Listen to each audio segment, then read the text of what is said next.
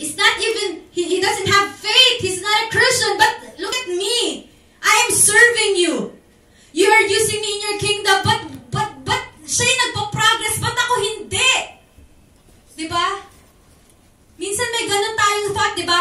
Ang tagal ko nang nagsaserve sa'yo, nandito pa rin ako. Pero inisip ko ba? Kunyari, may sariling, alone time kayo. Am I really walking as a real Christian? Diba? We have to be transparent in everything. Amen? Amen. So yun lang, diba? Parang kasi dati talaga everything is meaningless without God. And that's reality bites. Diba? Reality bites na kapag walang Diyos sa puso mo, wala kang Savior, wala kang, hindi ka naniniwala, you don't believe that the only way to have a successful life is through Jesus Christ, that you have to receive and just accept and surrender to His will, your life has no meaning at all. Period. Diba? Kahit anong gawin mong pagsisikap dyan, let's say you got everything what you needed, but Jesus is not in your heart. You cannot be ever, and you will never be satisfied. Amen? Amen. So the next slide. Okay. God's promises. Okay, ito na. Ano ba promise mo sa akin, Lord? Diba? Minsan, a lady who is expecting to be married. But then ang isang guy, nag-change ng I don't want to be married yet. Nag-back out. So broken-hearted, no? That's reality. In this world, people will betray you. People will not, yung promise niya, he will not, make it to pass. Hindi niya, no. But, how about God? How certain yung promise ni God sa atin. And if you are going to really believe His word, every single word that is written in the book of life, you will realize na, wow, Lord, you are really a living God. Amen. Diba? Pero kung yung tipong basta nabubuhay ka lang sa sarili mo, this what makes me happy. So be it. But if you try to read the Bible, unti-unti, you will then find now, oh, Lord, grabe ka, your grace is more than enough. Diba? I'm just unworthy. Wala pa ako sa tuldok. Pero ito pala yung naka-line up na promises mo sa akin. Wow, Lord. Just like in the first part, Meg, sabi niya dyan, He has promised to supply every need we have. Who knows the Philippians 4:19? Sino bang nakakaalam 4:19 dito? And my God shall supply all my needs, all your needs according to His riches and glory. Amen! Diba? Anong sabi niyo doon? Now notice, God has obligated to extend to our needs. Ano yung needs natin? Everyday needs. We have food. We eat 3 times a day. Ako nga minsan, hello. 5 times. Diba? Maraming in-between snacks yan. Lord, thank you kasi yung trabaho kahit anytime pwede akong kumain. That's why I'm bloated. No? What else? Extend to our needs, our home. Shelter. Ang shelter natin. What else? Our loved ones. Companionship and everything. Diba? Hindi pa niya binigay yung promise niyang yun. Binigay niya. Diba? It doesn't include the luxuries like yung mga luho natin. Hindi na yung kasama dun. It's additional bonus blessing na yun eh. Pero dun pa lang, it boils down to the fact na binigay niya yung promise niya dun pa lang. Philippians 4:19, di ba? The next is, God has promised His grace is sufficient for us. What does grace mean? Sino nakakaalam ng grace dito? Sige, Peng. What is grace? Hindi parang sila. Diba? You are unworthy. It is unmerited favor from God. His kindness and His love and His mercy. All in one. You are unworthy. Sino ka ba? Who am I? Diba? God persists. Diba? That was the cross is all about. Jesus died for you, even you are unworthy. That's grace, diba? He already paid the price for your sins before, for your sins now, and for your sins in the future. You don't have to worry about anything, diba? All you have to do is just you have to surrender to His will, diba? Yun na yun eh. What does Corinthians 12:9 says? 2 Corinthians 12:9. My grace is sufficient for you, and my power is made perfect for your weakness. Amen. Diba? His words are true. His words are true that gives us the power to carry on. Diba? Yun pa lang eh. Sino ka ba parang, hello? Diba? Hello, sure. Sino ka ba? Para namatay ang Diyos para sa'yo. Para sagipin ka sa kasalanan mo. Diba? Sino ba ako? Nagsasalita na ngayon na pinako. Jesus died on that cross for me. It's paid and it's done. Diba? That's what you call grace. And the third is, Max, paki-ano?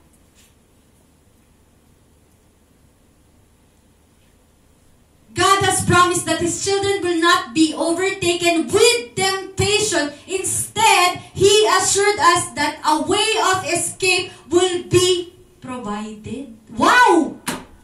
How great is our God! Pati temptation may sagot? Amen. Come on! Isipin mo, hello! Gagawa ka ng kasalanan, pero may escape pala doon. Amen. Diba? You are not being tempted. Kasi ganito, ganyan, pero hindi. May escape pala doon. He also promised you that. Amen. Hello, hindi ka pa malaki nun? Tapos, you complain every day, what kind of life I have? My parents are so noisy. Diba? My boss is so ugly. He's so noisy. Come on, yung tinakain niya yung everyday ko. Diba? What's wrong with you? Nothing. Diba, isipin mong ganun, ano ba naman tong sapatos ko? 20 lang! Hello, inisip nyo ba yung nasa Pilipinas? Inisip nyo ba, are you thinking about those children without shelter? Without anything? Without food? Diba? How many people dies a day because of kulang sa food, walang shelter and everything. And look at us, sobra-sobra. Diba?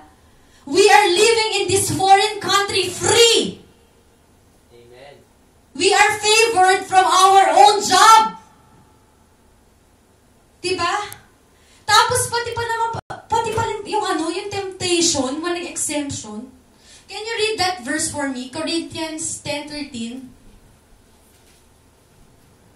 First or second? It's first. 1 Corinthians 10:13. No temptation has overtaken you except what is common to mankind. And God is faithful. He will not let you be tempted beyond what you can bear. Amen. Amen! But when you are tempted, He will also provide a way out so that you can endure it. Come on! Come on. Diba? Hello? Diba? Would you believe an almighty holy God binigyan kayo ng escape sa temptation? So it's up to you. Kasi tayong tao, the problem with is because we are opening doors. We are opening doors so that the bigla ka na lang magagalit. This person is making, I'm sick of this person. Diba? Minsan may ganun eh. Yung little, temptation to get angry. Saan ba galing yun? Diba? I am saying this because this is also applicable in me. Diba? Sa lahat, there is no exemption. The Word of God is for us, is for me, it's for everybody. Amen? And then, next is, ano nga?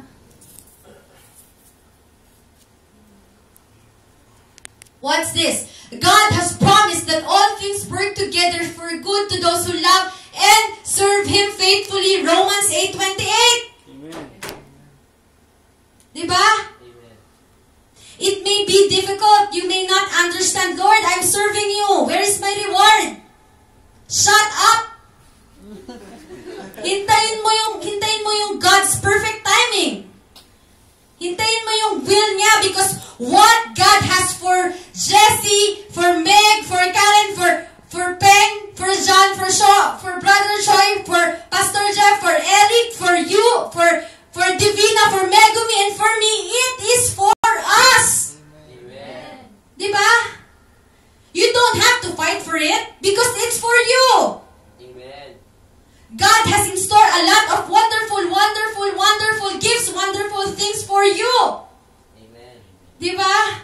It is just up to you paano mo siya i-welcome sa buhay mo. Because we choose to neglect things, little things na yan na pala yung blessing sa harap mo, pero dahil sa kasalanan or dahil sa yung pride, yung kung ano man nandyan, hindi ka nagiging thankful. Diba? So yun lang. Next is, God has promised that those who believe in Jesus are baptized for that forgiveness of sin will be saved. Wow! Again, wow! Wow! Shaw, pakibasa nga yung Mark 16:16. Mark 16:16. Okay, shout. God has promised that those who believe in Jesus, maniwala ka lang sa Diyos, tingnan mo, Mark 16. you will be saved. Anyone who believes and is baptized will be saved, but anyone who refuses to believe will be condemned. Amen! Di ba? Na hindi pa tayo naniniwala sa Diyos, okay, we believe that there's Jesus, but you don't allow Jesus to move in your heart, to move in your life, it is meaningless. Pero nakalagay na, oh. We are already forgiven. Your past sins, your future sins, and your present sins is already paid. Amen. Di ba? What does Acts 2:38 says? You have made known to me the paths of life. Ay, meron ba? Acts 2:38. Acts 2:38. 28? Ay, 38 pala. 38. Repent in the The promise is for you and your children and for all who are far off, for all whom the Lord our God will call. Amen! See? Kahit sa'yo, tapos yung future generations, Mali daw. ha? Mali daw. 38. Peter Boy, are you replied, joking me or what? Peter replied, repent and be baptized, Ha? every one of you, in the name of Jesus Christ for the forgiveness of your sin, and you will receive the gift of the Holy Spirit. See? What a privilege! Kaya pala sabi ko, nasan yung baptized? What a privilege! Diba? What a privilege! Sino ba ako na nilabas lang ng nanay ko, pero ito pala yung binigay sa akin, promise ni Lord? Amen. Amen. Ang dami! Come on. Hindi lang yan. Siguro kapag isa-isa mo pa yung promise ni Lord, hindi na tayo matapos dito. Diba? Come on. He's so faithful. He's so merciful. Grabe siyang Diyos. Amen. Amen. Pambihirang Diyos. Wala kang Lord, ano ba? Thank you! Diba? Thank you!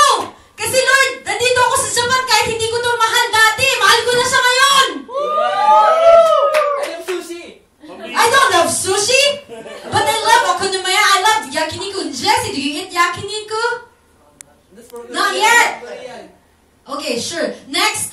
Just ask Pastor Justin. He's gonna treat you.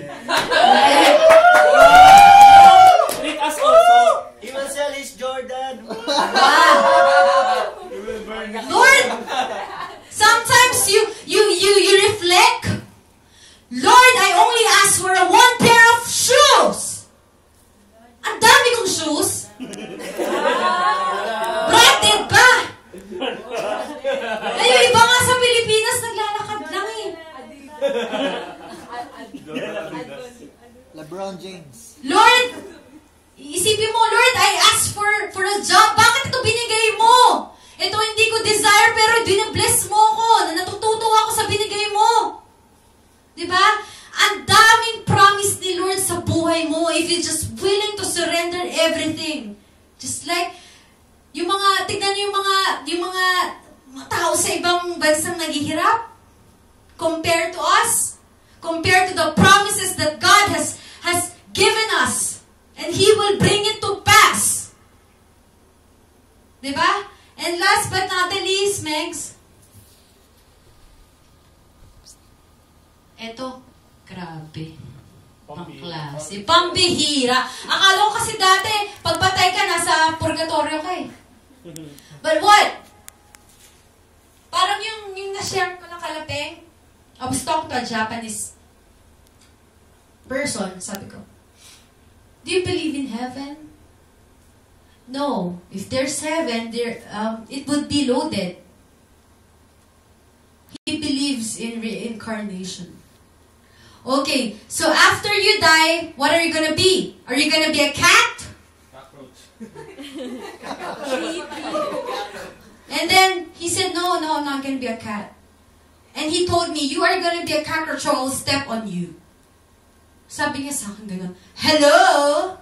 No, I don't believe that principle. I believe that I'm going to heaven. That this life is just temporary and I am a citizen of heaven. We are all citizens of heaven. Diba? Come on. He believed that we came from a monkey. Okay, so be it. You are a monkey. I am not a monkey. You are a monkey. I don't believe that at all. But I know deep down in his heart, he believed that there is God. Why? I asked him, do you pray? Yes, I pray once a year. At least, he is believing that there is a creator. Right? But I'm not buying your monkey stuff.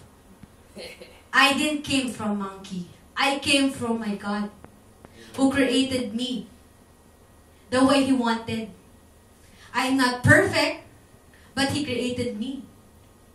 I don't have everything that I wanted, but He created me. He is my Father. He is holy. He is mighty. He is my Savior in everything. Ano pang hingin ko?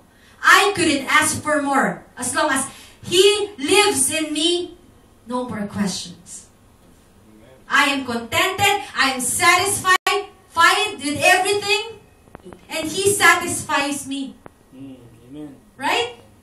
And that's the only so to end this, I just wanna tell you people that His words are true and it's forever true, it's everlasting, it is alive and it is able to speak to you directly. It is alive. All His words, isipin nyo, that Jeremiah 29:11, that simple sentence, that small sentence, changed the way I think, changed my perspective in life, changed the way I am, changed Alain from living in the darkness, and I'm now in the light. Amen. Come on. And I am going to use this talent and gift to glorify the name of my Creator and my Father in heaven. Amen. Amen. Amen? Come on. On. Diba? I don't care about the past. I don't care about my persecutors. God will bring justice. Come on. Say whatever you want to say. I will walk with God. And I will ask Him every day, Lord, I cannot do this on my own. I am weak. I always fail. I sin. I'm not perfect. strength to walk with you every day and every minute of my life. Amen. And just be the driver of my soul. Diba? That's it.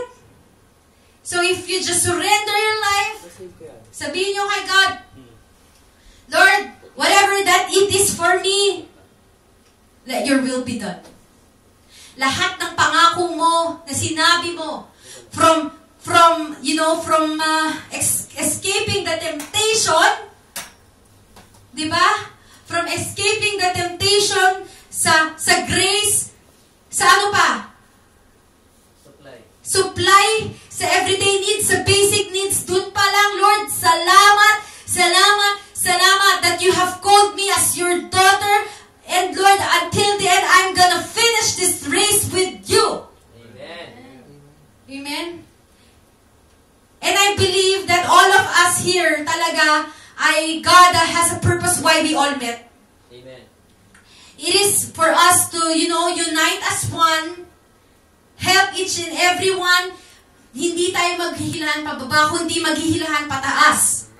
Okay? Magtutulungan tayo as iron sharpens iron. Amen. To glorify His name. Amen. You don't need, hindi mo kailangan sabihin sa katabi mo or sa brother mo, oh, ano ka ba? Huwag mong gawin yan. No! Help him, encourage him. Amen. Diba? We have a purpose why we are here. Okay? You have to ask God. Because what God has for you, it is for you. Amen. Amen. So, to end this, let's just declare these words. Let's all stand up. Sabihin lang natin itong words na to. Ang sasabihin lang natin is, what God has for me, it is for me, ha? Amen. What God has for me, it is for me. Let's say this 3 times together. And 3, 2, 1. What God has for me, it is for me. What God has for me, it is for me.